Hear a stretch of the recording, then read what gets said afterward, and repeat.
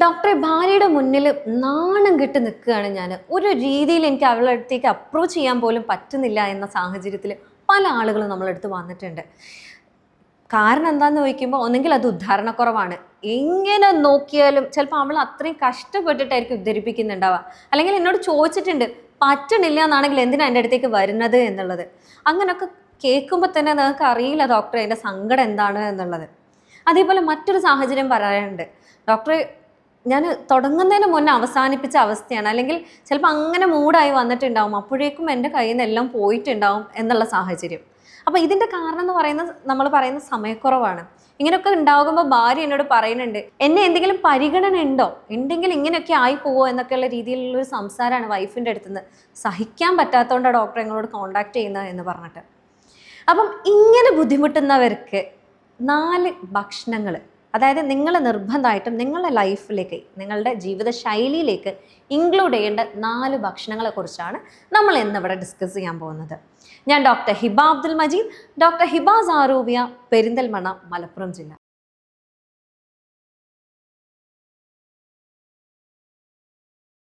അപ്പോൾ ഇതിൽ ഒരു കാര്യം എന്ന് പറയുന്നത്, ഒരുപക്ഷെ നിങ്ങൾക്ക് ശാരീരികമായിട്ടുള്ള ബുദ്ധിമുട്ടുകൾ കാരണമാവാം ഈ പ്രശ്നങ്ങൾ ഉണ്ടാകുന്നത്, അല്ലെങ്കിൽ ഒരുപക്ഷെ നിങ്ങൾക്ക് മാനസികമായിട്ടുള്ള പ്രശ്നങ്ങൾ കൊണ്ടാവാം. മാനസികം എന്ന് പറയുമ്പോൾ അയാൾക്ക് ഭ്രാന്താണ് എന്നുള്ളതല്ല അതിൽ ഉദ്ദേശിച്ചത്.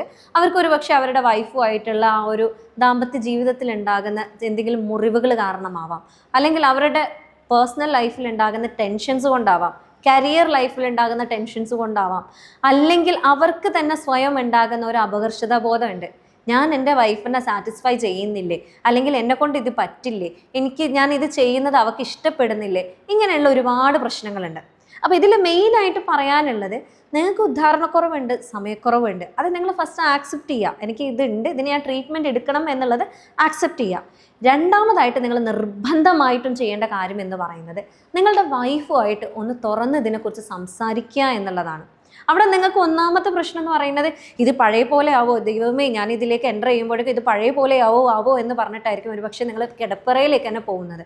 സ്വാഭാവികമായിട്ടും നിങ്ങളുടെ മൈൻഡ് അത്രയും ഡിസ്റ്റർബ്ഡ് ആവുന്നതുകൊണ്ട് നിങ്ങൾക്ക് ഉദ്ധാരണക്കുറവില്ലെങ്കിൽ, അല്ലെങ്കിൽ നിങ്ങൾക്ക് സമയക്കുറവില്ല എന്നാണെങ്കിൽ അത് നാച്ചുറലാണ്, അത് സ്വാഭാവികമായിട്ടും നിങ്ങൾക്ക് സംഭവിച്ചു പോകും എന്നുള്ളതാണ് അതിൽ പറയാനുള്ളത്. അപ്പോൾ ഇതിൽ പറയാനുള്ളത്, നിങ്ങൾ ഫസ്റ്റ് തന്നെ നിങ്ങളുടെ വൈഫിൻ്റെ അടുത്ത് കാര്യങ്ങൾ ഡിസ്കസ് ചെയ്യുക.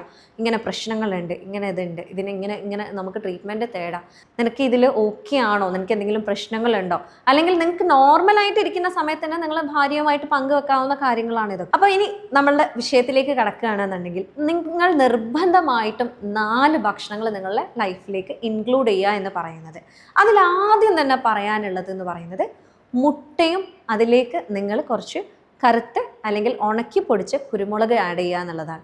ഇത് പറയുമ്പോൾ ഇതിലിപ്പോൾ എന്താ എത്രയാണ്, നമ്മൾ സ്ഥിരം കഴിക്കുന്നതല്ല മുട്ട എന്നുള്ള ഒരു ധാരണ നമുക്കുണ്ടാവും. പക്ഷെ മുട്ടയിൽ ഉണ്ടാകുന്ന വണ്ടേഴ്സ് എന്താണെന്ന് നമുക്ക് അറിയാത്തതുകൊണ്ടാണ്. മുട്ടയിൽ എന്ന് പറയുന്നത് പല രീതിയിലുള്ള ആൻറ്റി ഓക്സിഡൻസ് ഉണ്ട്, സിങ്ക് ഉണ്ട്, സെലീനിയം ഉണ്ട്, അതേപോലെ ഒരുപാട് മിനറൽസ് ഉണ്ട്.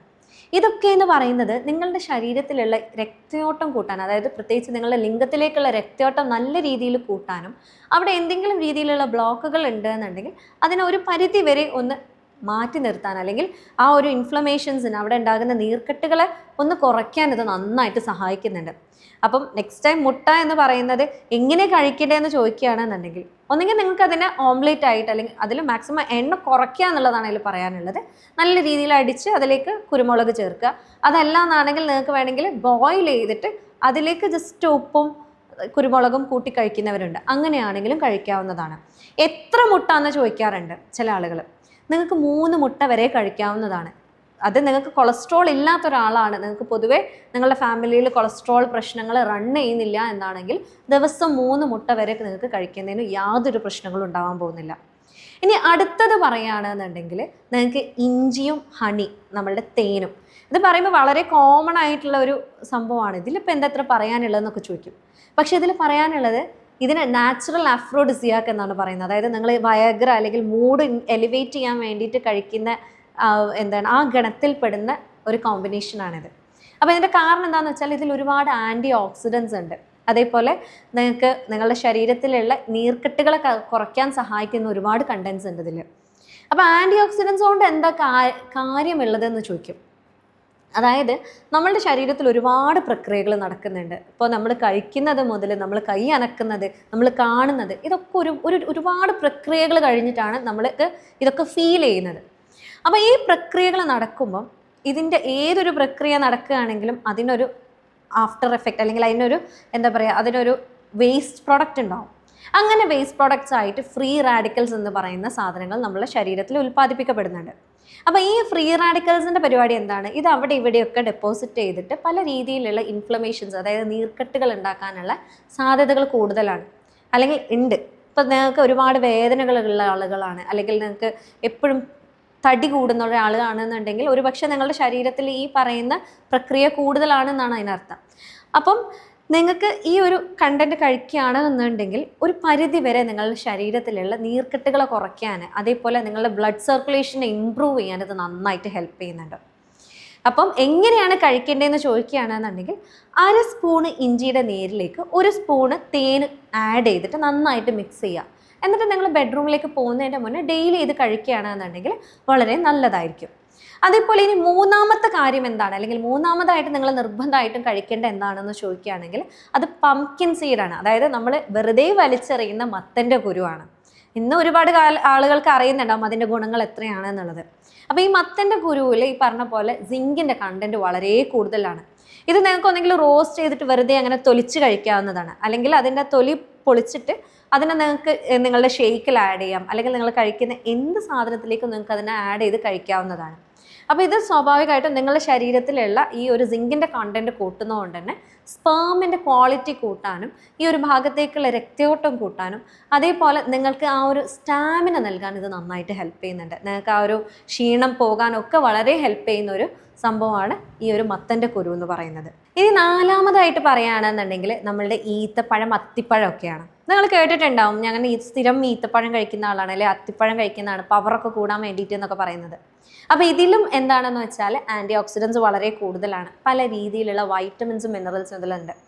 ഇത് നിങ്ങളുടെ ഇടുപ്പിലേക്കുള്ള രക്തയോട്ടം കൂട്ടാൻ, നിങ്ങൾക്ക് തന്നെ ഒരു സ്റ്റാമിന വർദ്ധിപ്പിക്കാൻ ഇത് നന്നായിട്ട് ഹെൽപ്പ് ചെയ്യുന്നുണ്ട്.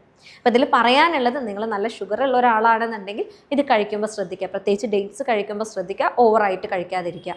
അല്ല എന്നാണെന്നുണ്ടെങ്കിൽ നിങ്ങൾക്ക് തലേ ദിവസം തന്നെ, ഇപ്പം അത്തിപ്പഴമൊക്കെ ആണെന്നുണ്ടെങ്കിൽ തലേ ദിവസം കുതിർത്തി വെച്ചുകൊണ്ട് പിറ്റത്തെ ദിവസം അത് വെള്ളത്തോടുക്കനെ അതും കഴിക്കുക എന്നുള്ളതാണ് നിങ്ങൾ കഴിക്കേണ്ട രീതി എന്ന് പറയുന്നത്. അപ്പം ഇത്തരം ബുദ്ധിമുട്ടുകൾ, അതായത് എനിക്ക് എന്താ ചെയ്യേണ്ടതെന്ന് അറിയാത്തൊരു രീതിയിൽ നിങ്ങൾ ബുദ്ധിമുട്ടി നിൽക്കുന്ന ഒരാളാണ് എന്നുണ്ടെങ്കിൽ ഇതൊക്കെ ട്രൈ ചെയ്യുക നിങ്ങളുടെ വീട്ടിൽ. കാരണം ഒരു പരിധി വരെ ഇതൊക്കെ നിങ്ങളെ ഹെൽപ്പ് ചെയ്യുന്നുണ്ട്. അതിൻ്റെ കൂടെ നിങ്ങളുടെ ലൈഫ് സ്റ്റൈലിൽ ചേഞ്ചസ് വരുത്തുക, എക്സസൈസ് കൊണ്ടുവരിക. നിങ്ങൾ എന്തെങ്കിലും ലഹരികൾ ഉപയോഗിക്കുന്നുണ്ടെന്നുണ്ടെങ്കിൽ അത് മാക്സിമം കുറയ്ക്കുക എന്ന് പറയുകയാണെങ്കിൽ ഞാൻ നിർത്തുക എന്നേ പറയുള്ളൂ. കാരണം കുറയ്ക്കുമ്പോഴും അതിൻ്റെ ഒരു എഫക്റ്റ് അവിടെ ബാക്കി നിൽക്കുന്നുണ്ട്. എന്നിട്ടും മാറ്റമില്ല എന്നാണെങ്കിൽ നിങ്ങൾ മെഡിസിൻ എടുക്കുക. അപ്പോൾ കൂടുതൽ വിവരങ്ങൾ അറിയാൻ ആഗ്രഹിക്കുന്നുണ്ടെങ്കിൽ വീണ്ടും കാണാം. ഞാൻ ഡോക്ടർ ഹിബ അബ്ദുൽ മജീദ്, ഡോക്ടർ ഹിബ സാറോവിയ, പെരിന്തൽമണ്ണ, മലപ്പുറം ജില്ല.